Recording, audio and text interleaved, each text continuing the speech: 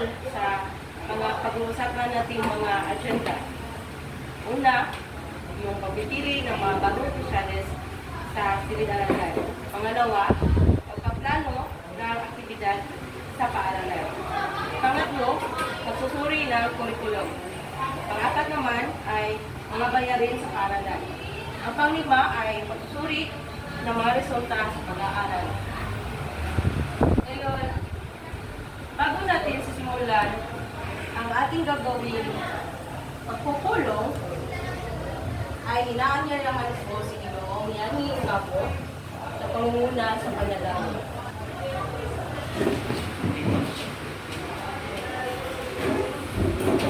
Tayo ay manalangin.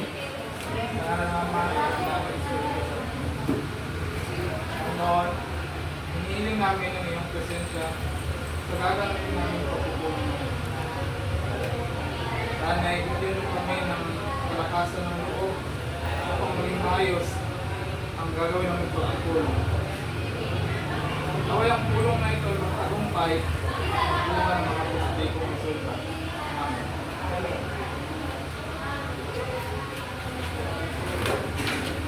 Magandang umaga sa inyo lahat ulit. Maraming salamat sa inyong pagdalo sa ating pagpupulong ngayon. Ang pagpupulong na ito ay patungkol sa meeting ng ating paaralan. Alam naman natin lahat, bilang magulang, ang ating pupulin sa ating mga anak pagdating dito sa ating paaralan. Kaya lubos ako nagpapasalamat sa inyo lahat ngayong araw na ito dahil sa inyong pagdalo. Ngayon, simulan na natin ang pagpipili ng mga bagong opisyales sa ating silid-aralan.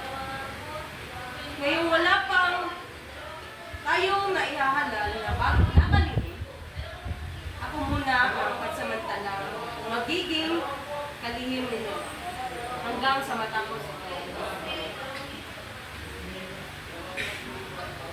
Umpisahan na natin ang pagluklok ng kung sino-sino ang inyong nais maging tagapangulo sa ating silid-aralan. Maaari na kayong pumili. Pinipili ko si Ginoong Salida.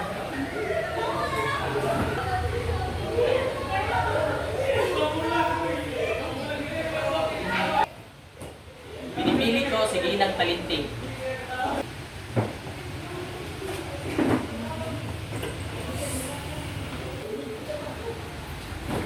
Sinasa ako na ang pagpipiling ito. Sino pa? Pagmapangalawa. Ako naman ay pumapangalawa. Kunan na natin ang pagboboto. Sino ang pumapabor kay Ginoong Salida?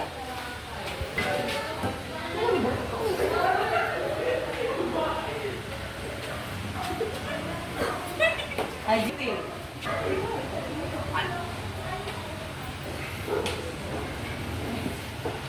At ang nanalo ay si Ginoong Salinda, ang ating tagapangulo. Tayo naman ay pipili na sa ating ikalawang tagapangulo. Binomong kahit ko si Ginoong Espinosa.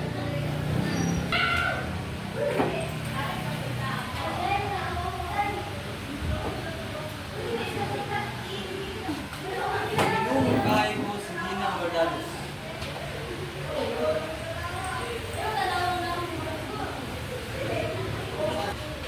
Isinasar ako ang pagpipili. Ay pinapangalawan ko. Ngayon, magsisimula na ang ating botohan sa pagpili ng ating ikalawang tagapangulo. Sino ang sumasangayon kay Espinosa?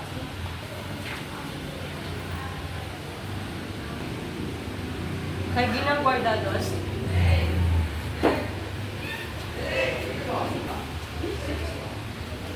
At ang napili ay si Ginang Guardados.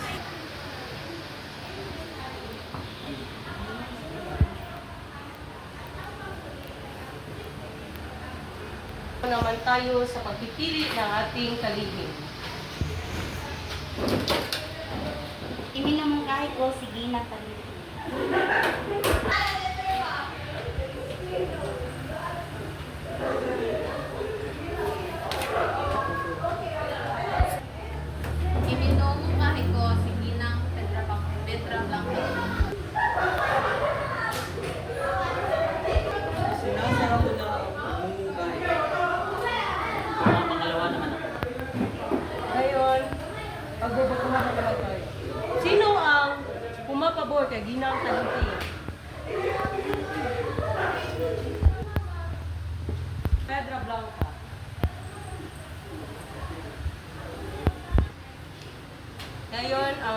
ay si Ginang Pedra Blanca. Ngayong nakapili na tayo ng bagong kalihim, ipapasa na sa kanya ang pagpulit na pamahalaan ang pagpupulong na ito.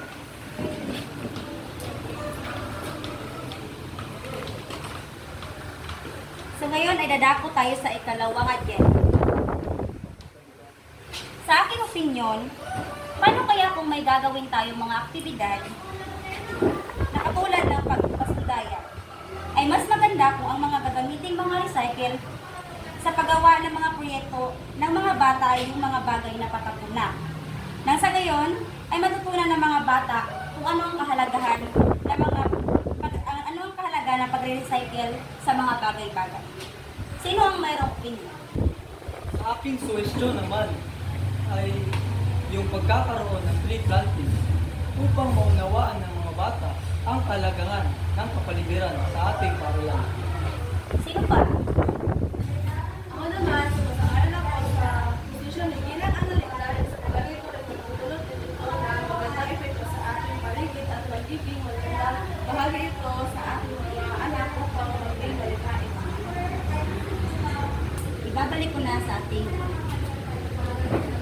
Mayroon pa ba kayong nais na ibigay ng mga ideya? Kung wala na, anong paksa sa inyong palagay ang mas pabor sa inyong lahat?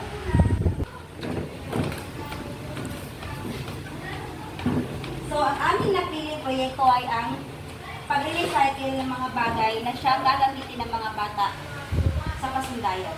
Kung nakapili na tayo ng paksa, ayan na po ang ating gagawin. Ngayon, dadako naman tayo sa agenda pangatlo. Pagtalakay sa bagong kurikulum. Ang paksang ito ay nais iparating sa inyo ang mga pagbabago sa mga kurikulum ng ating paaralan. Isa na rito ang mga pagbabago sa mga batayan kung paano ang pagbibigay ng markahan sa inyong mga anak at sa kanilang mga subject. Ano ang inyong nais na itatanong patungkol dito? Paano po ang pangangaraan ng iyong pagmamarka sa aming mga anak?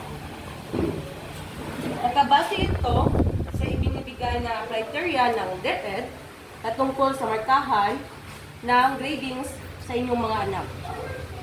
Ano naman po yung mga subjects ng aming mga anak sa bagong kurikulum? Mayroong mga naidagdag at mayroon ding mga nakuha. Sa ngayon, mayroon silang 11 subject na nakapanood. Di po ba manirapan ang aming mga anak sa bagong kultura sa inyo? Hindi naman po.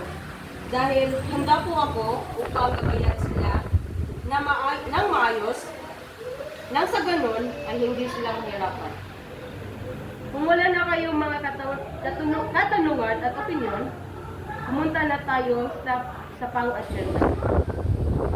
Ika-4 na agenda. Alam naman natin na hindi lingid sa inyong kaalaman na mayroon tayong mga bayarin sa paaralan na kailangan nating mabigyang linaw kung saan ito napupunta o kung anong proyekto ang ginagawa rito. Alam naman natin na hindi lingid sa inyong kaalaman na mayroon tayong mga bayarin sa ating paaralan na kailangan nating mabigyang linaw kung saan ito mapupunta o kung anong proyekto ang ginagawa dito. Isa sa mga bayarin ay ang PTA, mga aktibidad sa paaralan at iba pa. Ang PTA ay nagkakahalaga ng 150 piso. Ito ay gagamitin bilang pagpapaganda sa ating paaralan, events at iba pa. Ito ay nagsisilbing pondo ng paaralan nang sa ganon, kung may mga pangangailangan na kailangan mabigyang tugon, ay mayroon tayong sapat na pondo na maaaring magamit. Sa mga aktibidad katulad ng GSP at BSP, proyekto sa loob ng silid-aralan at iba pa. Sa pagsusuri ng resulta sa pag-aaral ng inyong mga anak, ito ay nakabase sa performance ng inyong mga anak. kanilang pagpasok sa paaralan at sa danas ng kanilang pagliban sa paaralan. Nais kong ipabatid sa inyo na kinakailangan ko ang inyong mga suporta sa inyong mga anak. Dahil alam kong kayo ang may mas kakayahang magampanan ang mga ito. Lalong-lalo na po sa pagpasok nila sa paaralan. Kung wala ang inyong suporta sa inyong mga anak, hindi ko magagampanan ng mabuti ang aking tungkulin sa kanila.